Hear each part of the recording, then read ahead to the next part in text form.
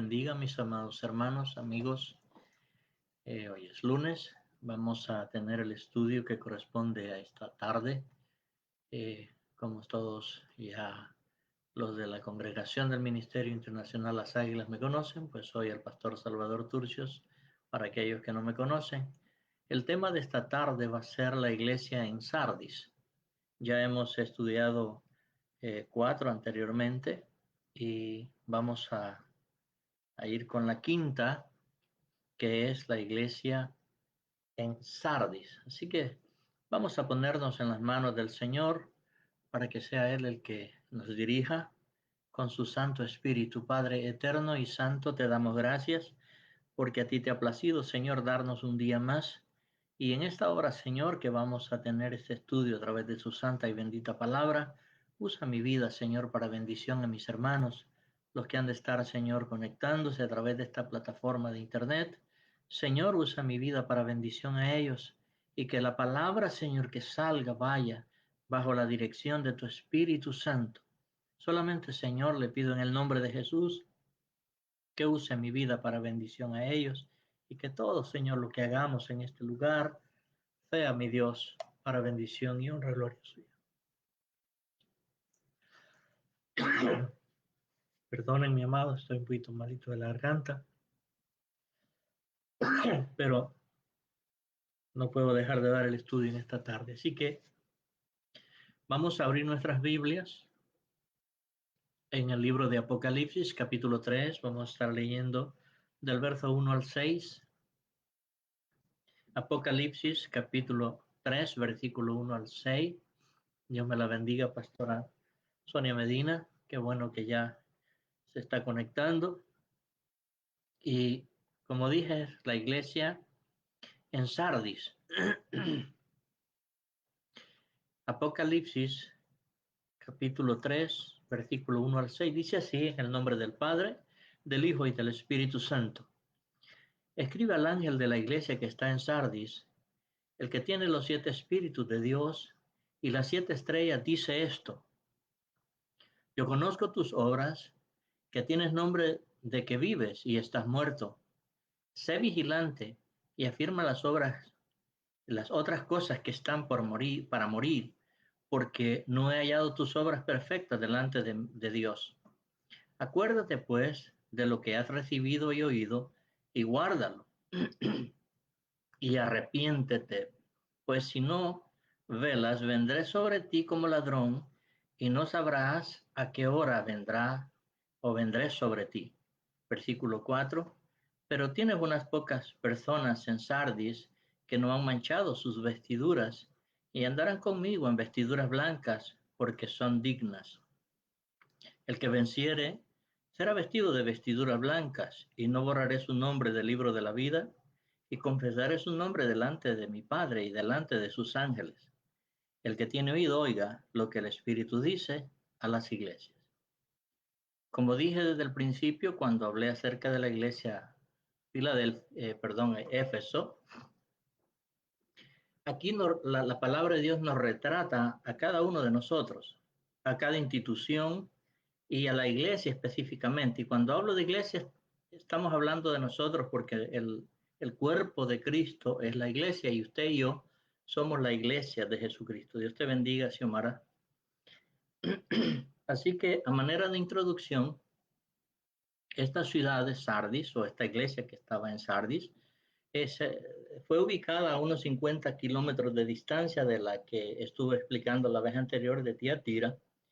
Por su ubicación era fácil defenderla porque estaba en una cima bastante alta. Sin embargo, Ciro el Grande venció esta ciudad en el año 546 a.C.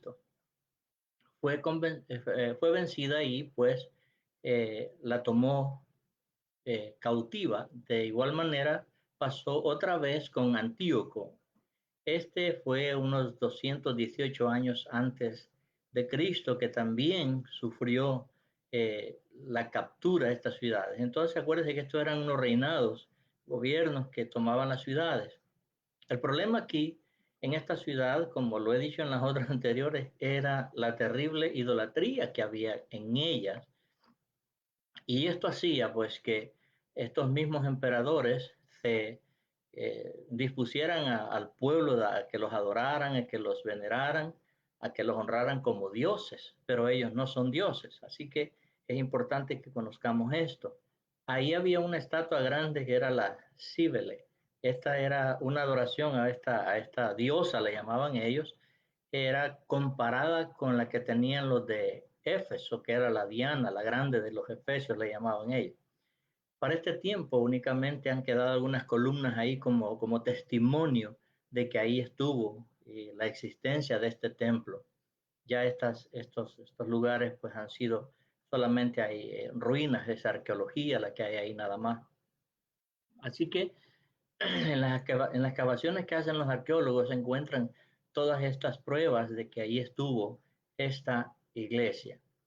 Ahora, eso es a manera de introducción en cuanto a un poco de historia de lo que requiere cada una de estas iglesias para que tengamos un conocimiento no tan amplio, pero sí saber dónde estaba o qué pasó con cada una de ellas. Pero aquí lo más importante es que entendamos lo que la Biblia dice acerca de ellos. Ella habla del principio del Espíritu.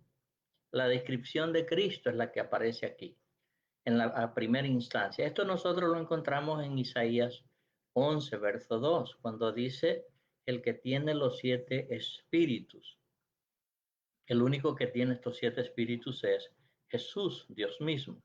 Entonces en Isaías 11, versículo 2 dice que Él tiene el espíritu de Jehová, el espíritu de sabiduría, el espíritu de inteligencia, el espíritu de consejo, el espíritu de poder, el espíritu de conocimiento, el espíritu del temor de Jehová. 7 espíritus. Ahora, estos fueron manifestados únicamente en la persona de Jesús. Nosotros tenemos es al Espíritu Santo, que es el que nos guía, el que nos dirige. Entonces, Él es el que nos trae la revelación de la palabra. Pero en cuanto a la persona tener estos 7 espíritus, únicamente es en Jesús, según esta profecía de Isaías, capítulo 11, verso 2. Luego dice en Apocalipsis 3, el que tiene las 7 estrellas. Estos son simbolismos, entonces necesitamos entender a qué se refiere.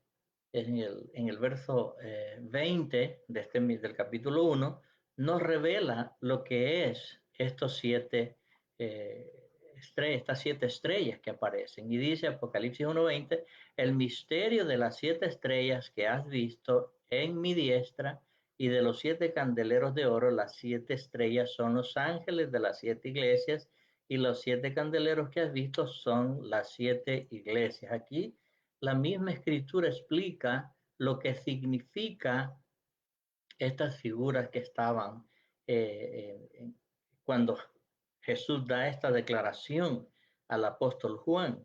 Entonces, para no estar quizá poniendo nuestros propios pensamientos, la escritura nos dice lo que son estos simbolismos que están escritos y plasmados en la palabra del Señor. Dice que son los ángeles mensajeros. Ahora, necesitamos saber que la palabra en el griego era angelus, que quiere decir mensajero. Igual manera, cuando decimos pastor, lo que significa es que somos mensajeros. Así que el pastorado no es otra cosa que una persona que lleva el mensaje. Y en este tiempo es el mensaje de salvación. En el tiempo de los profetas era el mensaje de Dios para darlo al pueblo, más si se habían apartado de él, hacerlos volver al camino del Señor. Él era el mensajero. Pero más adelante vamos a ver algunos ángeles que sí aparecen también en escena. Entonces aparece la alabanza que Dios da a estas personas de esta iglesia de Sardis. Vamos a ver, ¿verdad? Lo que dice que tenían mucho bueno para decir y hacer en esta iglesia, pero Él los alaba, pero no son todos, sino que son, dice, unas pocas personas. Y esto nos demuestra a nosotros que no todos, y no quiero ofender a nadie, pero necesitamos entender que no todo el que se dice que es cristiano es cristiano. Para ser cristiano necesitamos dar una evidencia, un testimonio para que el mundo pueda ver en cada uno de nosotros que nos llamamos cristianos, ver la diferencia. Entonces ellos, ¿qué es lo que había pasado? Habían, dice, manchado sus vestiduras. ¿Qué forma o qué es lo que podemos hacer que las vestiduras que se supone que tengamos, que sean blancas, se manchan? Bueno, cuando somos impuros, cuando hacemos cosas que no agradan a Dios, cuando fallamos a Dios, nos mantenemos impuros, dice la Escritura. Pero en esta ciudad, específicamente en Sardis, la inmoralidad era terrible. Por eso el apóstol Judas, no Iscariote, ese no escribió ninguna carta porque se ahorcó, sino Judas, el medio hermano de Jesús, que era hijo de María y José, es que nos dice en el capítulo 1, bueno, esa carta solamente tiene un capítulo, pero el verso 23 dice, a otros salvados. El apóstol nos está instando a nosotros, como hijos de Dios, como cristianos, nos dice a otros salvados, arrebatándolos del fuego y a otros de otros tener misericordia con temor, aborreciendo aún su ropa contaminada por su carne. Aquí carne es pecado. Es decir, Dios a través de este siervo, Judas, nos dice a nosotros que vayamos a buscar a aquellos que están sin Cristo, sin Dios y sin esperanza. Sabemos que todo lo que hacen no agrada a Dios, pero a nosotros no nos debe de interesar lo que hacen, sino el alma que tiene esta persona que sea salva para ganarla para el reino de Dios. Ese es el trabajo de nosotros. Y parece que esta iglesia, por la inmoralidad que había perdido esa visión. Entonces se contaminaron en vez de ganarlos, en vez de sacarlos de la inmoralidad, ellos mismos caían en esta inmoralidad. Por eso el Señor les dice que hay pocas que no han manchado sus vestiduras, lo dicen lo que leíamos ahí en Apocalipsis 3. Y luego Él les dice que a estos que no han manchado andarán en vestiduras blancas, es decir, Él los alaba de esa manera porque no todos eh, nos contaminamos con el pecado, la luchamos para no pecar. Entonces, aquí hay un reconocimiento especial.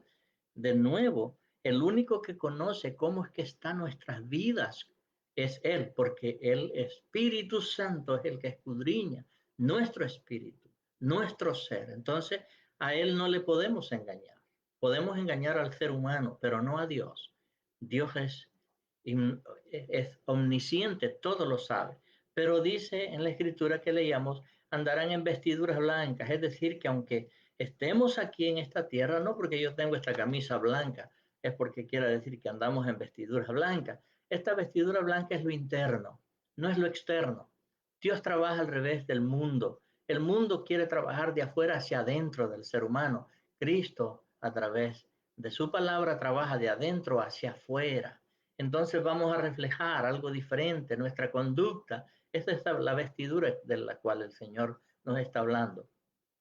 Entonces, en la escritura encontramos a seres espirituales que están vestidos de esta ropa blanca y vamos a ver en la tierra que sí aparecían así.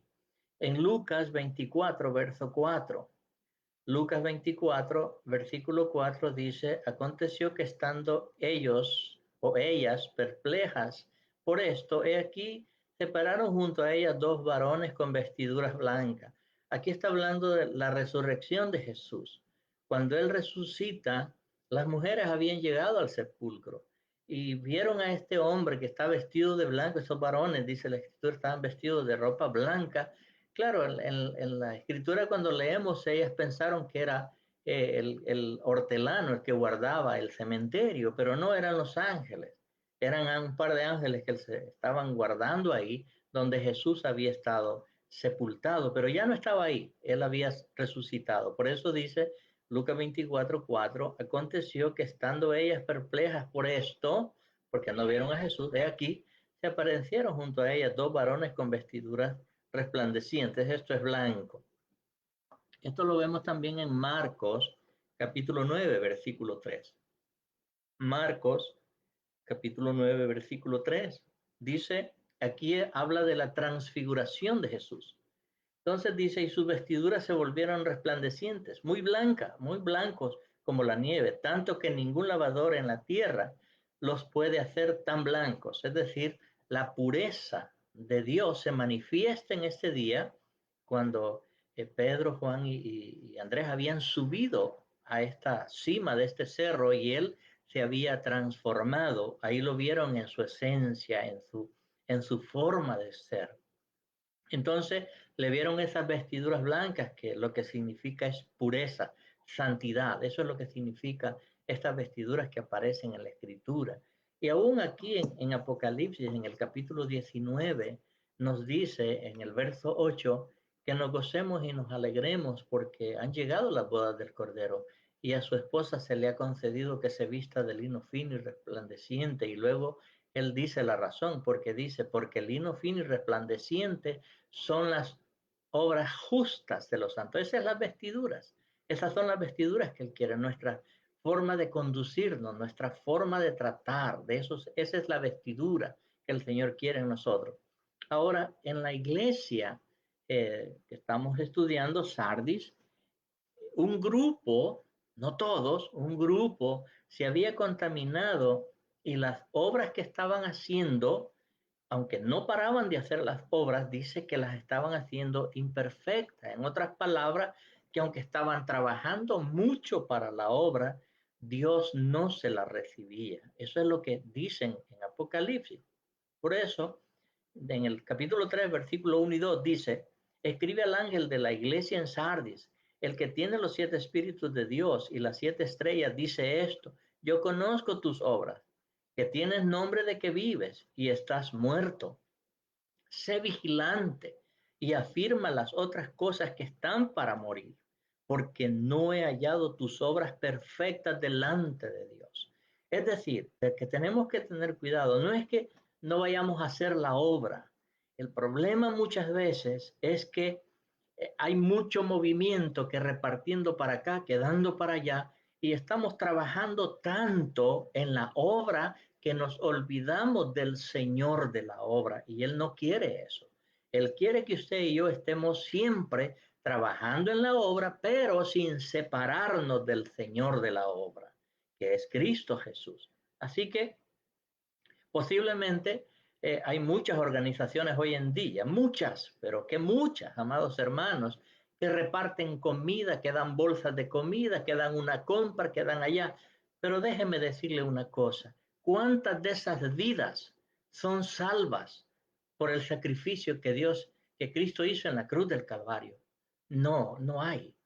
Las personas únicamente quieren el beneficio, pero no quieren el sacrificio. Perdone que se lo diga, pero es así. Usted no le es más, cuando la organización en la que tú estás está ligada con el gobierno, te prohíbe muchas cosas que no les puedes hablar de Cristo, pero los tienes que alimentar, les tienes que dar su compra, su bolsa de comida, pero no les puedes hablar de Cristo. Por eso es importante que conozcamos dónde estamos. Hay mucha obra social, hace mucha obra social, pero eso no salva a nadie. Y el Señor no nos ha llamado a hacer obra social, nos ha llamado a salvar vidas, porque esto tiene que ver con la eternidad. La comida se terminó en 2 días y el tercer día ya están otra vez con hambre, pero la salvación es eterna y ese es el trabajo que el Señor nos ha mandado a hacer. Muchos comedores. Yo conozco, amados hermanos, muchas instituciones donde tienen comedores tan grandes, tienen cantidad de ropa para regalar, para dar, pero no se ganan ni una alma para Cristo. No la hay. Entonces, esta obra, según ellos están caminando para el Señor, porque están haciendo tantas obras, pero lo dije en otra clase anterior, están como aquellos que están en los gimnasios, en los treadmill, que están sudados y corriendo, pero no pasan del mismo lugar. Están solamente, y tú lo puedes ver, que están ahí corriendo y haciendo tanta obra, pero no se gana ni un alma para Cristo. Y Dios no quiere eso. Dios quiere que ganemos almas para Cristo. A eso llamó a la iglesia, para que lleve el evangelio, para que lleve las buenas nuevas de salvación. Ese es el trabajo nuestro. Pero muchas veces la obra nos atrapa tanto que nos olvidamos del Señor de la obra. Entonces pensamos que con el trabajo social ya la hicimos. Cuidado, en la clase anterior yo expliqué que no es por obras que nosotros nos salvamos, Es por fe en el sacrificio de Cristo en la cruz del Calvario. Entonces, ¿qué pasaba con esta iglesia? No estaban haciendo la obra de Cristo. Entonces Él les dice a ustedes, están muertos. Porque sí es cierto, estaban trabajando mucho, pero a la verdad no lo estaban haciendo para Dios. Era por hacer números nada más. ¿Cuántas congregaciones hay que solamente son números, estadísticas nada más, y hasta mienten con las estadísticas? ¿Por qué? Porque quieren quedar bien, pero no es eso. ¿Para qué vamos a quedar bien con el hombre? Quedemos bien con Dios cuando hacemos la obra que Él quiere que hagamos, y es ganar almas para Cristo. Veamos lo que dice Juan, capítulo 6, versículo 27 al 29. Yo lo que te voy a enseñar está en la palabra. Por eso te pongo las citas bíblicas. Juan 6, verso 27 al 29. Mira lo que dice. Trabajad, no por la comida que perece, sino por la comida que a vida eterna permanece, la cual el Hijo del Hombre os dará, porque a éste señaló Dios el Padre. Entonces le dijeron, ¿qué debemos hacer para poner en práctica las obras de Dios? El versículo 29, respondió Jesús y le dijo, esta es la obra de Dios, que creáis en el que Él ha enviado. Es decir, cuando yo creo en Cristo, yo tengo que ir y llevar esta enseñanza. ¿Cuál fue la razón por la que Cristo padeció tanto en esa cruz del Calvario? ¿Por qué sufrió ese sacrificio? ¿Por qué se entregó? Entonces Él nos dice en Mateo 28, versos 18 al 20, ahí da la gran comisión a la iglesia y dice, y Jesús les dice en el verso 18 del capítulo 28 de Mateo, se acercó y les habló diciendo, toda potestad me es dada en el cielo y en la tierra. Por tanto, id y haced discípulos a todas las naciones, bautizándolas en el nombre del Padre y del Hijo y del Espíritu Santo, enseñándoles que guarden todas estas cosas que os he mandado, y aquí yo estoy con vosotros todos los días hasta el fin del mundo. Aquí está la ordenanza que el Señor da a la iglesia. Pero ¿qué pasó con Sardis? Se olvidó. Pensó que haciendo obras iba a agradar a Dios. Y no es que no las hagamos, las hacemos. Pero lo más importante es que ganemos almas para el reino. Si nosotros no ganamos vida para el reino de Dios, no sé cómo nos va a ir al final. Pero es importante que entendamos que el trabajo más eficaz que el Señor nos mandó a hacer es ganar almas para su reino. En Mateo 15, verso 8 y 9, dice, mire lo que pasa cuando pensamos que la obra va a ayudar para el crecimiento de la iglesia. Es tremendo, mira lo que dice. Mateo 15, verso 8. Este pueblo de labios me honra, mas su corazón está lejos de mí. Versículo 9. Pues en vano me honran, enseñando como doctrinas mandamientos de hombre. Es decir, que si yo enseño que la obra salva o que la obra me va a ayudar para mi salvación, ese es un mandamiento humano, es de hombre. Eso no lo dice la Escritura. Usted y yo somos salvos por medio de la fe en Cristo Jesús. Así que tenemos que tener bien en claro esto. Y la iglesia de Sardis estaba en este error. No solamente porque había fallado moralmente, adorando otros dioses y haciendo tanta barbaridad había en esa ciudad y llamándose cristianos, entonces comenzaron a hacer obras pensando que eso le iba a agradar a Dios, y Él le dice, no las estás haciendo bien, porque estás preocupado porque el mundo te vea que estás haciendo obras y no agradando al Señor de la obra.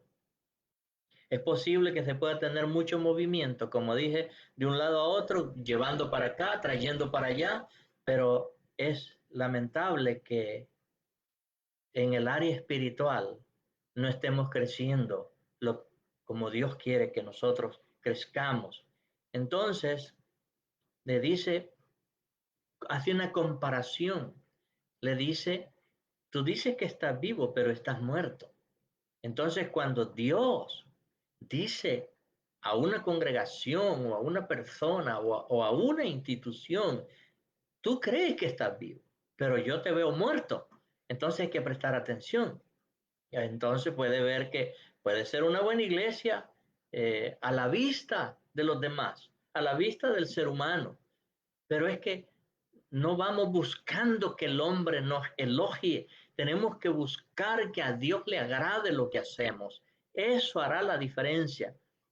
Tenemos que saber que si profesamos ser espirituales, entonces mostremos al mundo que sí somos espirituales, porque si no, lo que se hace es mostrar una religiosidad y la religiosidad no salva, porque muchas cosas que se hacen como religiosos no son espirituales, son carnales y Dios no quiere eso de nosotros.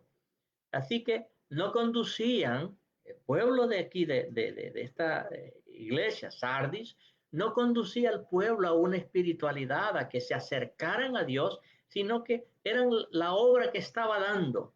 Entonces ellos creían que le iba a agradar a Dios y Dios lo reprende, le dice, no están haciendo bien. Entonces necesitamos tener un balance. No es que no hagamos la obra, es que no confiemos que esa obra nos va a salvar. Esto lo que nos salva a nosotros es tener una buena relación con Dios. Eso hace la diferencia. ¿Por qué?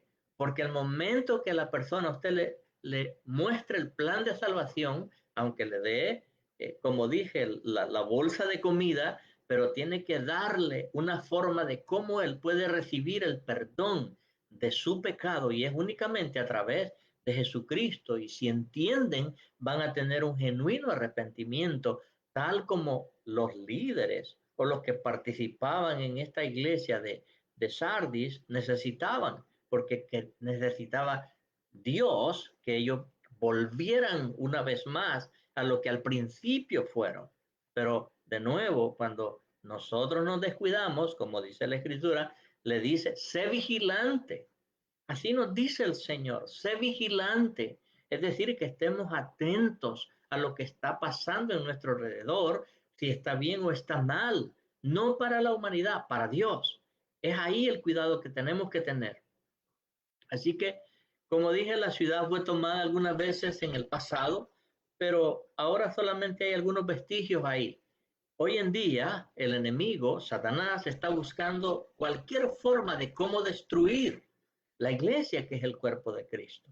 Y si de esa manera la puede destruir, es decir, haciéndola que se vaya más por las obras antes que la búsqueda de Dios, entonces va a tener victoria en aquellas congregaciones que dejan que la obra trabaje más que la forma espiritual de cada uno de nosotros. Y ser cuidado que tenemos que tener como pastores, como hijos de Dios, guardando siempre, y de nuevo, los extremos son peligrosos.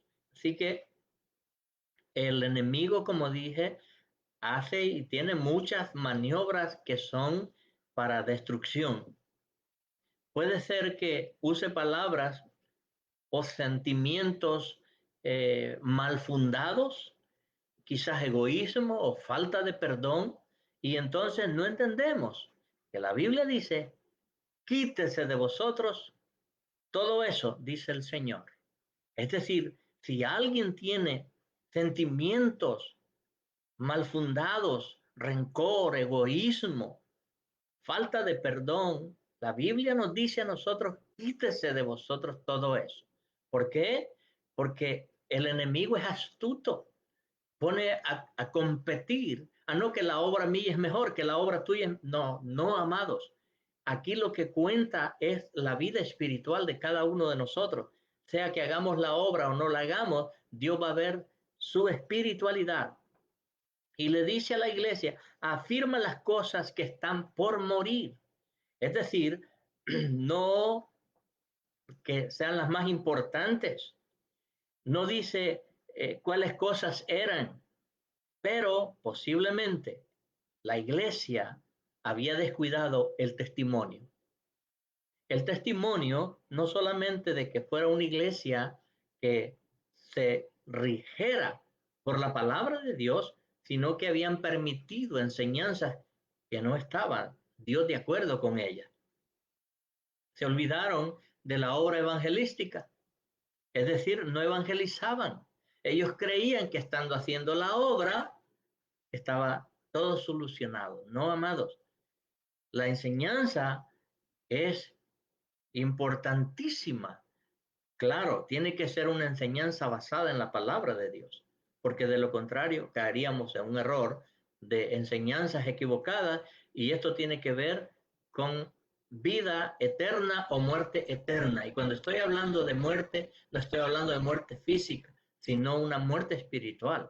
Pablo se lo recomienda a Timoteo, le dice, guárdate de la enseñanza, porque así como enseñas, te salvas a ti mismo y salvarás a los oyentes. Así que esto es bien delicado.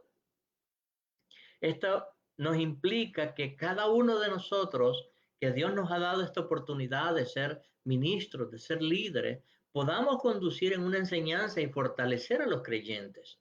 Claro, sabemos que el enemigo va a buscar de qué manera poner discordia entre uno y otro, pero necesitamos nosotros lo que el Señor dice a esta iglesia. Acuérdate, le dice, acuérdate de lo que ha recibido. ¿Qué es lo que hemos recibido? Yo le doy gloria a Dios por la enseñanza que he recibido, una enseñanza sana, una enseñanza que hasta el día de hoy yo he puesto a prueba que es veraz, porque es de la palabra del Señor, de la Biblia. Entonces, cada iglesia tiene que testificar el hecho de que algunos son verdaderamente enseñados de una manera correcta, hombres y mujeres, que sepan que lo que enseñan está basado en la palabra del Señor. Acuérdate, le dice, lo que has recibido. ¿Qué es lo que recibieron al principio? Fue una enseñanza de los mejores apóstoles que pudieron haber. Y fue una enseñanza sana. Y entonces, ahora el problema es que cuando se levantan hombres, mujeres con diferentes enseñanzas, y a veces el hombre, en vez de buscar lo que verdaderamente significa la palabra, tienen escomezón de oír. ¿Por qué? Porque quieren oír lo que a ellos les gusta, pero no lo que el Señor nos quiere decir. Por eso es importante hoy en día, más que cualquier otro tiempo, porque estamos viviendo los últimos tiempos ya. La iglesia está presta a ser quitada de la tierra y necesitamos tener este conocimiento. Dice lo que has oído, qué fue lo que escuchaste de tus pastores, de los que te ministraron una buena doctrina, una sana doctrina, testimonios de los antepasados, cómo se condujeron. De eso se trata. Y guardarlo. Yo tengo, amados hermanos, testimonios de hombres, mujeres que conocí en el pasado, donde hasta el día de hoy se han guardado sirviéndole al Señor con una enseñanza sana. Pero ¿qué dice la Escritura? Le dice al pueblo de aquí a esta iglesia de Sardis, arrepiéntete. ¿Por qué? Porque habían caído en el error, una enseñanza equivocada. Creían que por las obras iban a ser salvos. Se equivocaron. No, no, no. Entonces dice, ellos se apartaron de la verdad, ellos cambiaron normas que están estipuladas en la palabra y pusieron sus propias formas de querer realizar el trabajo del Señor. Cuando leía aquí en Mateo 28, Él nos dice que vayamos, que enseñemos quién es el Padre, quién es Jesús y quién es el Espíritu Santo. Entonces, a través de toda la Escritura, como ministros, como pastores, necesitamos conocer cuál es la enseñanza que corresponde al Padre, cuál es lo que corresponde al Hijo, cuál es lo que corresponde al Espíritu Santo, aunque es un solo Dios, pero cada uno de ellos tiene una función a través de toda la Escritura. Y eso es lo que tratamos como ministros, como pastores, enseñar a un pueblo para que crezca sano en una enseñanza, doctrina sana. Él les dice que se tienen que arrepentir porque lo habían hecho mal. Así que, amados hermanos, recuérdense que les dije que toda institución, cualquier congregación y aún la misma persona en sí misma sabe cómo está con el Señor. Entonces, viene una amenaza en esta escritura también. Aquí le dice, vendré sobre ti como ladrón. Esto es una amenaza. pero para que entiendas que necesitas cambiar de rumbo. No es que Él te quiera destruir, es que Él necesita que tú entiendas que si no cambias, va a pasar como lo que hace el ladrón. El ladrón no te avisa cuando te va a asaltar, sino que de momento te atraca. Entonces, Él hace esta comparación y le dice, vendré sobre ti como ladrón. Así que esta es una expresión de juicio. La expresión sobre ti como ladrón es una expresión de juicio y necesitamos prestar atención. Te dice a la hora que tú menos esperas. Eso lo dice en Mateo 24. Es decir, a la hora que menos esperas, Él te puede sorprender. Porque si estamos hablando del rapto de la iglesia, yo necesito estar listo y preparado en todo momento para partir con Él en el momento que suene la final trompeta. De lo contrario, se dirá los que se quedaron. Tengo un mensaje también para los que se quedaron. Así que, como dije, la ciudad había sido destruida y de repente la destruyó un terremoto. Cuando menos esperas, le dice. Un terremoto la destruyó. Ahora no viene un terremoto para nosotros, viene el rapto de la iglesia. Y de un momento a otro la podemos nosotros esperar, es decir, la estamos esperando, pero necesitamos estar listos para irnos con eso. Luego el Señor en esta escritura le habla de promesas también. Dios no solo, Dios usa el balance bien establecido. Te exhorta, te consuela, te dice dónde está lo malo, te dice, mira, si no te arrepientes, va a pasar esto. Pero luego te da las promesas también, para que entiendas que nuestro Dios no es un Dios ogro que anda con un bate buscando a ver el que falló. No, Dios no es así. Dios es un Dios de amor, claro, es un Dios de fuego, consumidor también. Pero el lado de amor de Dios es que todos reconozcamos que lo necesitamos en todo momento, en todo momento. Entonces le da unas promesas en esta escritura que leíamos, dice en el vestiduras blancas, es un galardón, pero esto es únicamente para los redimidos. Estas vestiduras blancas son únicamente para los que hemos aceptado a Cristo como nuestro Señor y Salvador. O sea que hoy en día yo me puedo vestir de blanco, pero eso no quiere decir que son las vestiduras que el Señor me dio. Entonces se agarraron literal de que tú tienes que andar hasta abrochado hasta este último botón, camisa hasta aquí manga larga y el vestido allá bien abajo. Pero ¿qué dice el Señor? Ya me deformé esto. Pero ¿qué dice el Señor? Que sus vestiduras necesitan estar blancas y sin arrugas. Así dice el Señor.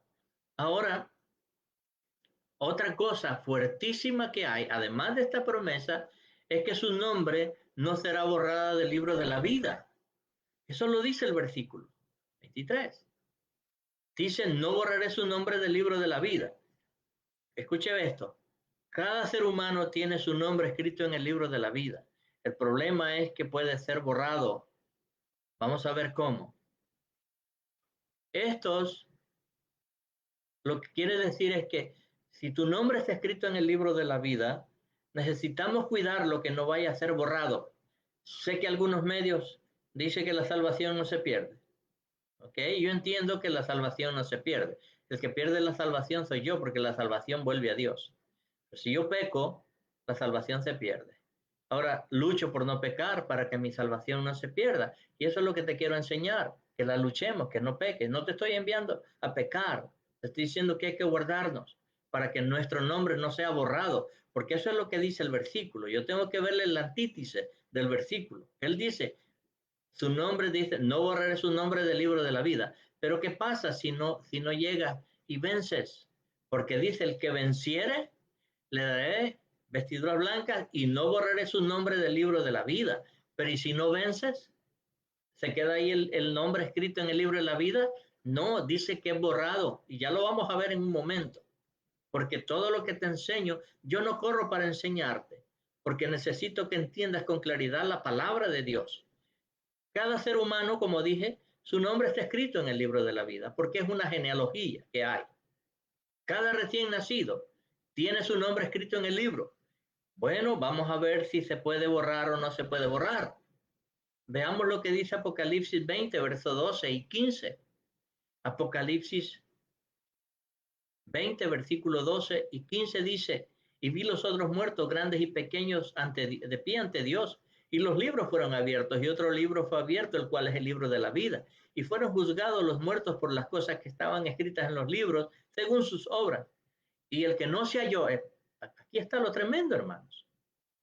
Verso 15. Y el que no se halló inscrito en el libro de la vida fue lanzado al lago de fuego. ¿Cómo es eso? Que no se pierde la salvación. Si yo no vencí, mi nombre es borrado del libro de la vida. Pero veamos, hay algo bien importante que necesitamos entender. Si yo no venzo, si tú no vences, ese nombre, dice la Escritura, que es escrito en el polvo de la tierra. Así dice la Escritura. Jeremías 17, verso 13. Jeremías 17, versículo 13 dice, oh Jehová, esperanza de Israel, todos los que te dejan serán avergonzados y los que se apartan de mí serán escritos en el polvo. ¿De dónde es el polvo? De la tierra. Porque dejaron a Jehová manantial de vida. Lo que te enseño está aquí en la Escritura. Así que prestemos atención pensando que como yo soy hijo de Dios, puedo hacer lo que quiera y cuando Él venga me voy con Él. No, hermano. Hay que mantenernos en santidad. De lo contrario, no veremos el rostro del Señor. Algunos dicen que es imposible perder la salvación. Bueno, si nos mantenemos unidos a Cristo, claro que sí, la salvación no se pierde. Pero si pecamos, sí se pierde, amados hermanos. Ahí lo leímos en Jeremías 17, versículo 13. Su nombre es borrado del libro de la vida y es escrito en el polvo. Eso es lo que enseña ahí la Escritura. Juan 10, versículo 28 y 29. Juan 10, versículo 28 y 29 dice, y yo les doy vida eterna, esto lo dijo Jesús, y no perecerán jamás, ni nadie los arrebatará de mi mano. Versículo 29.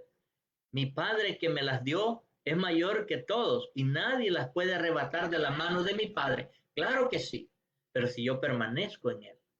Pero si confío en otras cosas, voy a ser arrancado. ¿Se recuerda en la clase anterior cuando le dije que Satanás anda luchando por usted para que vuelva a su reino? Ese trabajo de él no termina hasta el momento que la iglesia es quitada de la tierra. Entonces sí ya no habrá más problema para los que nos vayamos con él. Pero los que se queden acá, será terrible lo que les espera. Puede ser que los salvos tengan su nombre escrito en el libro de las memorias nada más.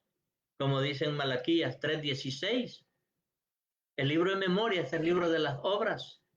Ahí leíamos Apocalipsis 20, verso 12. Dice, se abrieron los libros y las cosas que estaban escritas de ellos, ahí en los libros de las obras. Mira lo que dice Malaquías 3, versículo 16. Entonces los que temían a Jehová, hablaron cada uno a su compañero, y Jehová escuchó y oyó, y fue escrito libro de memoria delante de él para los que temen a Jehová y para los que piensan en su nombre. Todo está escrito, amados hermanos. Para concluir, necesitamos que usted y yo entendamos que Dios sí quiere que hagamos obras, pero que no olvidemos la vida espiritual. Que no estemos trabajando mucho en la obra y olvidarnos del Señor de la obra. Esto va junto para que entonces al final esa obra te produzca un galardón, no salvación, te produce un galardón, un regalo, un premio. Es posible que una persona, como una iglesia, tenga un nombre que vive, pero déjenme decirle, si es una religión, únicamente es una, como dice, estás muerto o muerta. Y acuérdense que le dije que habla de instituciones, de congregaciones y de personas que somos y decimos que somos cristianos, puede convencer a los demás, pero no engañar a Dios. Puede que le elogien muchos aquí en la tierra, pero de Dios no recibirá elogio. ¿Por qué?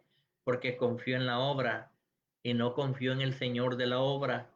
Eso es lo que significa este pasaje que el Señor envía a esta iglesia. Se descarriaron tanto que permitieron muchas cosas del mundo dentro de la congregación, mancharon sus vestiduras, pero hubieron algunos que se abstuvieron, dice la Escritura. Así que por eso es el cuidado nuestro, no podemos juzgar a todos, generalizar no se puede. ¿Por qué? Porque al generalizar caemos en un grave error, porque muchas veces somos buenos para señalar, pero no nos vemos a nosotros mismos. Y Dios quiere que sí, primeramente me vea yo, cómo estoy con Él antes de ver. Por eso está escrito en Mateo 7, verso 1 en adelante. No juzguéis para que no seáis juzgados. Así que, amados hermanos, la palabra es bien clara. Él quiere que usted y yo estemos seguros de nuestra salvación. Alguien dirá, pero ¿cómo yo puedo estar seguro de mi salvación? No porque yo como pastor te lo diga, es porque Jesús te lo dice en su palabra. Y si escudriñas esta bendita palabra de Dios, Él te dice aquí, Mateo 5, verso 20, Mateo 4, perdón, versículo, ya se me escapó, déjenme buscárselo, es Juan 5, versículo 24. Jesús dijo, de cierto os digo, el que oye mi palabra y cree al que me envió, tiene vida eterna, tiempo presente, tiene vida eterna. En el momento que tú lo aceptas como tu Señor y Salvador, Él viene y entra a tu vida a través de su Espíritu Santo. Dice que Él entra a ti, cena contigo, mora contigo, donde quiera que tú vas, Él está contigo. Luego dice, no vendrá condenación, futuro, porque ya no tienes condenación. Él te limpió con su sangre, porque pasó, dice, de muerte a vida. Una muerte espiritual que tenía, te dio vida espiritual. Eso significa la seguridad de nuestra salvación. Yo estoy seguro de mi salvación. Eso es lo que quiero decirte a ti también. No es que dejemos de hacer las obras, las hacemos, pero no confiamos en las obras, confiamos en que el Cristo de la gloria nos limpió de todo nuestro pecado y ahora somos hijos de Dios. Entonces necesitamos estar seguros de nuestra salvación. Si no, sé honesto con Dios. Si tú crees que tú no eres salvo, sé honesto con Dios, porque es posible que de alguna área fallamos, pero necesitamos reconocer que le fallamos a Dios y rendirnos a Él, postrarnos, y decirle, Señor, perdóname, te fallé, todos le fallamos. No hay ni un justo ni a uno que no peque, dice la Escritura, en el libro de Eclesiastés. Entonces necesitamos reconocer a Cristo, que Él es el único que no falló. Y como Él no falla, yo me escondo tras Él. Y por Él es que el Dios nos ve a nosotros puros y santos, porque Él pagó el precio por ti y por mí. Pero no la obra. La obra no pagó nada. La obra la hacemos porque Él dijo que la hiciéramos, pero no para salvación. Efesios 2:8, porque por gracia sois salvos, por medio de la fe. Esto no de vosotros, es un don de Dios, es un regalo de Dios. Así que en esta hora, si tú nunca antes habías aceptado a Cristo como tu Señor y Salvador, yo te invito a que lo hagas. Ahí donde estás. Oración sencilla. No necesitamos tanta palabrería para decirle al Señor lo que hay en nuestro corazón. Y dígaselo, repita después de mí esta oración. Padre, reconozco que soy pecador, que no me puedo salvar por mí mismo, pero al escuchar tu palabra y saber que tú derramaste tu sangre en la cruz del Calvario y que es la única que puede salvar y perdonarme mis pecados, te acepto como mi Señor y Salvador. Hazme tu Hijo en esta hora, en el nombre de Jesús. Si tú has hecho esta oración sencilla, háznoslo saber, escríbenos y estaremos orando por ti y donde quiera que estés, alrededor del mundo, donde quiera que estés.